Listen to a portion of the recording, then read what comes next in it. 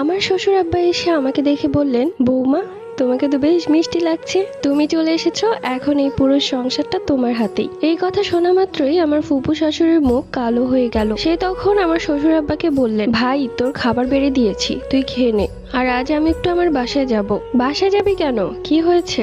আরে আমার দরকারি কিছু জিনিস আনার জন্য। আবার ওই বাড়িতে যাওয়ার কি দরকার? তোর কি কি লাগবে আমাকে বল, আমি এনে দিচ্ছি। আরে তুই একদম চিন্তা করিস না, আমি যাবো আর আসবো। এক কাজ কর, তুই বৌমাকে নিয়ে যা সাথে করে। না রে ভাই, কি যে বলো, ও এবারের নতুন বউ, আর আজকে ওর বিয়ের দ্বিতীয় দিন, তাই ওকে শুধু শুধু আমার সাথে নিয়ে বিরক্ত করতে চাচ্ছি না। ও এখানেই থাকুক, আমি যাবো আর আসবো। ঠিক তখনই আমার স্বামী উঠে বলল, ফুপু আমি কি যাব আপনার সাথে? না রে বাবা, নতুন বিয়ে করেছিস, বউকে সময় দে, আমি যাবো আর আসবো, এত চিন্তা করতে হবে না। এরপর তিনি তড়িহড়ি করে বেরিয়ে গেলেন। আমি তখন আমার স্বামীকে বলতে লাগলাম, উনি এই বাড়িতে থাকেন না? থাকে, ফুপা মারা যাওয়ার পর তো তিনি একাই থাকতেন, যখন মা মারা গেল